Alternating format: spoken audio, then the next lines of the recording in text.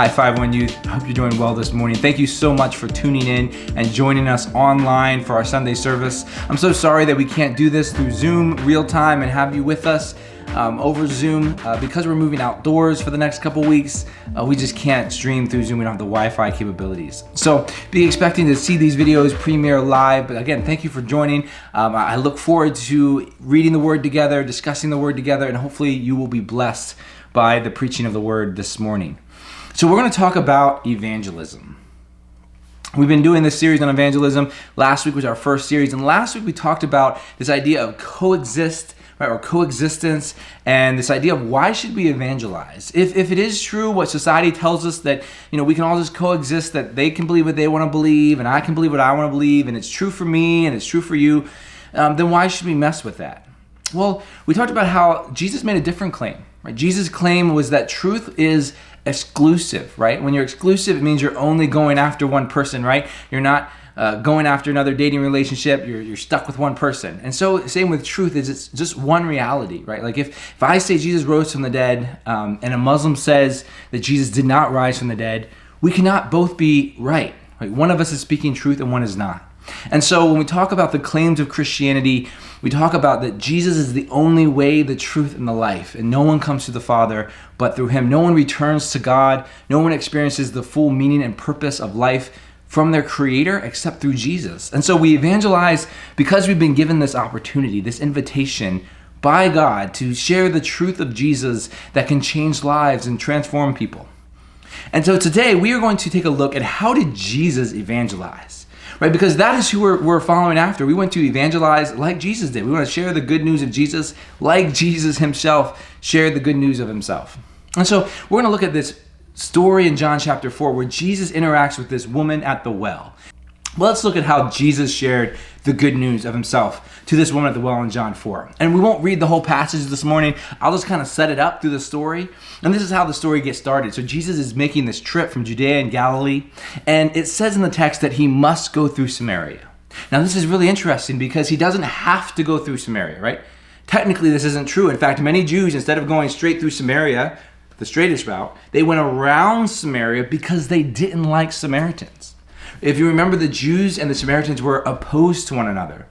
Right? The Jews saw the Samaritans as sellouts. They saw them as idol worshipers. They saw them as less than human. Right? They were very critical of Samaritans.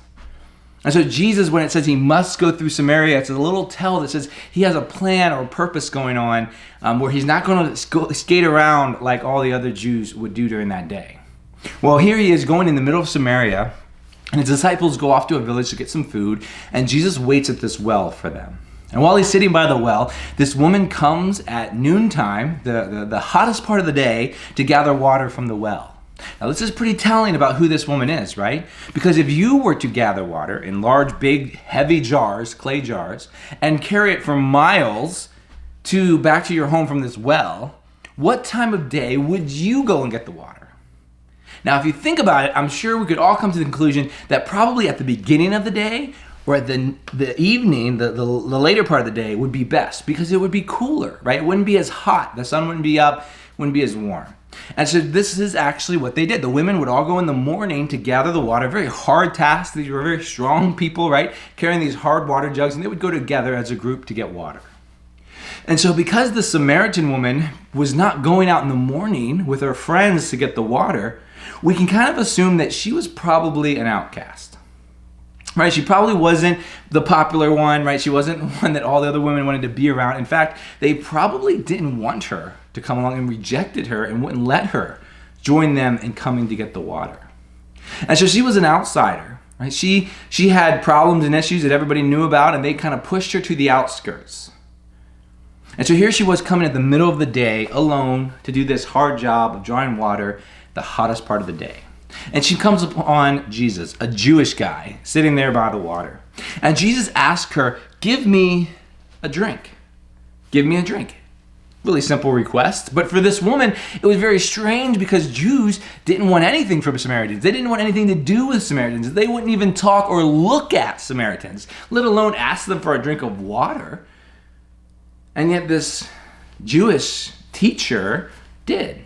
So she was very confused and said, why do you ask of me this water? Aren't you a Jew? Why would you ask me to get you this water? And this is where we'll pick up the story in the gospel, where Jesus responds to her and says some really fascinating, beautiful things and uses a way to share the good news with her.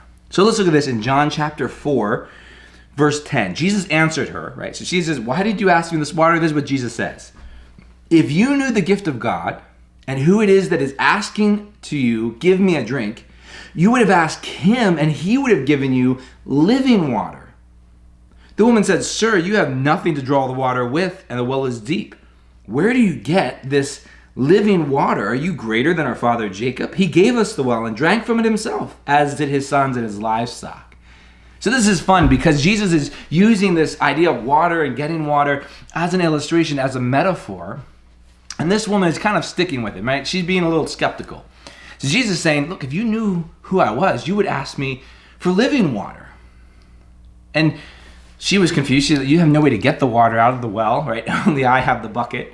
Right? And then she said, are you greater than what Jacob from the Old Testament who actually dug this well? Are you this some great person that can just pull the water out with their mind? Right?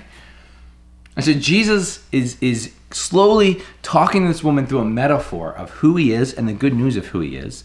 And he starts by just talking about water and then talking about the true water. But let's see as he goes on and talks about this water. Jesus said to her, oh, well, everyone who drinks of this water will be thirsty again. But whoever drinks of the water that I will give him will never be thirsty again. The water that I will give him will become in him a spring of water welling up to eternal life. The woman said to him, sir, give me this water so that I will not be thirsty or have to come here to draw water. And here's the metaphor still going on, but this is some really beautiful stuff. Jesus is saying, look, I'm not just talking about physical water. I'm talking about this kind of spiritual water where if I give you this water, you will never be thirsty again. Now just imagine this water would be, how amazing this water would be. Can you imagine if every day you'd have to wake up super early to walk a couple miles, maybe, grab this water and carry this heavy water jar on your shoulder or on your head back a couple miles? That'd be very difficult. It'd be tiring. It would be hard to day in and day out to go after this water every single time. And it also, this is just for existing, right? Like it wasn't like they were going to get like lots of money so that they could have parties or whatever. They're just getting basic water, right? And so how valuable would it be to have this water where you don't have to grind every day going back to the well. You can just have this water and never be thirsty again. So we're going to look at three things from this story that show us how Jesus evangelized and shared the good news, and then how we can kind of adopt that and share the good news. And the first one is that Jesus shared the good news very naturally. It was very natural, right? I mean, he didn't go and do some crazy thing like stand on the top of this big building with like a big loudspeaker like, oh, I am the way, the truth, and the life, right? He didn't make some big grand stage. He didn't throw a concert or a benefit, right, where he spoke to all these powerful people, right? Jesus just did this normal, everyday thing, and while he was traveling, he sat there and he started talking to this woman. Just started talking to her. And sometimes we misplace how much evangelism is just connecting with people, just naturally connecting with people. Look, I am an introvert. I don't know about you, but I find it very hard to talk to strangers. And you know, I really have to force myself to get out and talk to people, right? And I do it because I love people and I do love talking with people, but it's really hard and I don't like the chit-chat, small talk stuff, right? Like I'm really bad at it. And so for me, I have to like really force myself to talk to people. But this is one of the calling of the gospel, is just to interact with people naturally, right? Just to talk to people in hallways at school that you don't know, asking them what their name is, talking to them about their day, whatever it may be, just trying to interact with people in a natural way, wherever you are. And so sharing the good news of Jesus, being an evangelist, right? Sharing the good news, doesn't mean you're someone like super special or super smart or super spiritual. It just means you're going about your natural day and you start to interact with somebody. And this brings us to our next point, in that Jesus, when he shared the gospel, it was radical. It was radical in the way he did it. Let me explain this, right? Because Jesus, look at all the radical pieces in this text that we saw. For one, Jesus went through Samaria. He didn't avoid the bad part of the region, right? He didn't avoid the people that made him feel dirty or gross, or that people looked at as outsiders, right? Even if people were going to whisper and talk about, oh, did you hear Jesus went and was with the Samaritans, right? He didn't care about that. That was radical for a Jew. It was radical for a Jew to talk to another Samaritan woman as if she was a human person, right? Because here in today's society, in the Western society, we kind of assume, we take it for granted that people look at other people as human beings. But really, all throughout human history, right, from the very beginning, there has been people enslaving other groups of people. There has been war and hatred. There has been people talking about other groups of people and other people with different skin color or different eye color or hair color as being less than human, right? From the very beginning, recorded in the Bible. There have been stories of people getting enslaved because of what their race was. Of people being hated or kicked out of the synagogues or kicked out of relationship with God because they didn't fit the right criteria in terms of who they were born to or what language they spoke. Right? Even in Jesus' time, the Jews, the people of God, would look at Samaritans as dogs, as less than human.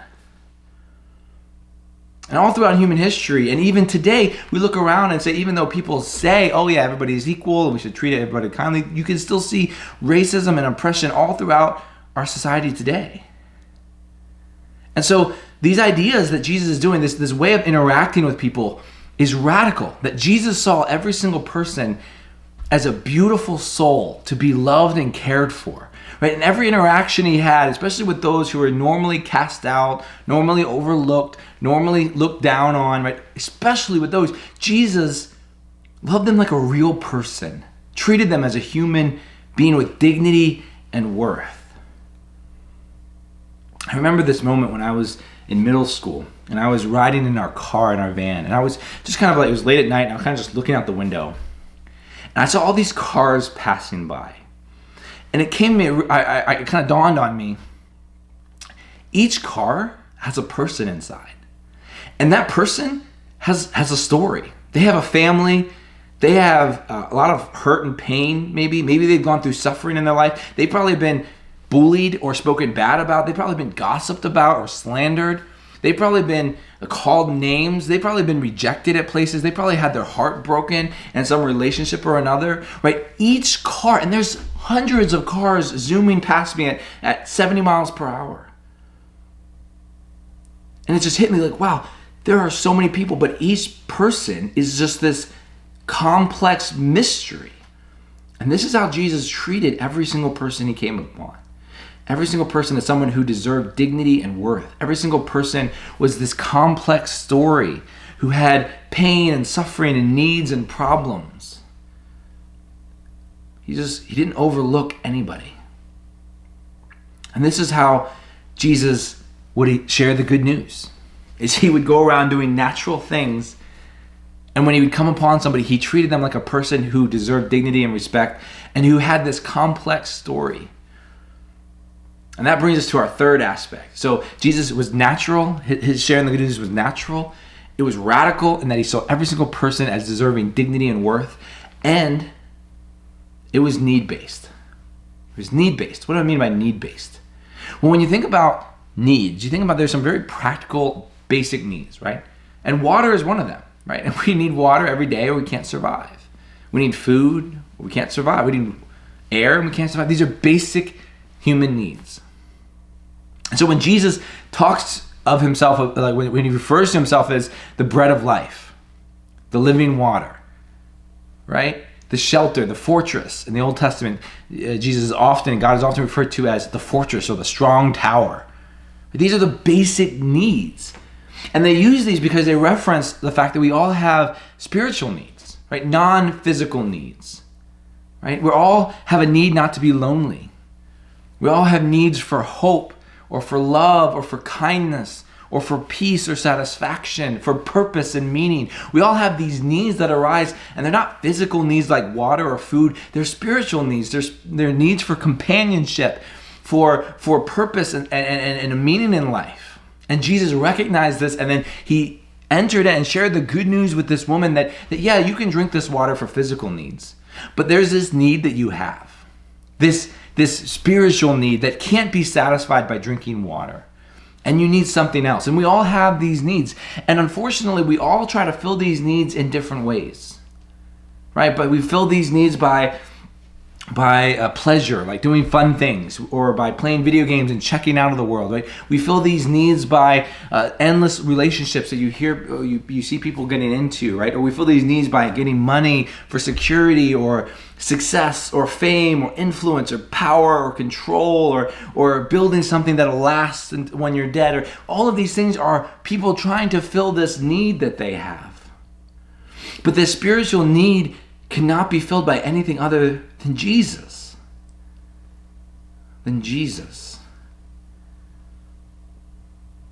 That is why he is the way, the truth, and the life. No one comes to the Father, because we all have, as this great philosopher said a couple hundred years ago, he said, we all have this heart, God-shaped hole in our heart, or God-shaped hole in our soul, right? This need, this desire that only getting in touch with our Creator, with the Father who loves us, can fill.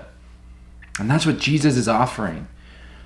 And so if you do evangelism like this, if you share the good news like this in the natural way, where you're just going about your life and meeting people, and you do it in a radical way where you're just meeting people and treating every single person like they are this wonderful mystery, this complex person with needs and pains and sufferings and successes and joys and sorrows, and this is complex story with family and mixed relationships and all of this, right? And if you see them as people who have needs, right? Every single person around you has a need. You know, evangelism is really weird, and it makes no sense if there are no needs, right? Like if there's no pain or suffering, there's no need for evangelism. There's no need for the good news. If there's no sorrow or hopelessness or despair or depression or anxiety or stress, there's no need for the hope of the gospel and the good news of Jesus. Right? If you see people around you and you don't see them as people who are in need, who have needs, who have desires, who have hopes and dreams and need a purpose for life, if you don't see that around you, then evangelism feels really weird and awkward. But if you truly meet each person and see them like Jesus saw them, in this radical way of they have dignity and worth. Unfortunately, this is lost by a lot of Christians. You know, I see a lot of Christians online when they interact with non-Christians, and they treat them as less than a person. They treat them in a spiteful or hateful way. They treat them in an unkind way. They call them stupid or sinful, or they yell at them, "You're going to hell." All of these things, that's not what Jesus did. That's not what Jesus was about. Jesus never shared the good news like that. Jesus always shared the good news by recognizing the person had value and dignity and worth. No matter who they are, no matter what they've done, they had value, dignity, and worth. And that they had needs for joy and peace and happiness. And Jesus gave them those needs. Jesus is the only fulfillment of all those needs. Hey everyone, thanks so much for joining us online. Just to let you know, there will be small groups today at 11:30. Go ahead and click that Zoom link that you would use normally every week for online small groups. And hey, if you're not normally in the online small group, maybe you normally come in person, but you're at home this week, feel free to join our online small group. We're just going to be chilling, hanging out, talking about the sermon, talking about our weeks, and praying for one another. So log on at 11:30 with our Zoom link that's sent out, and every email I send out is with that Zoom link. I look forward to seeing you.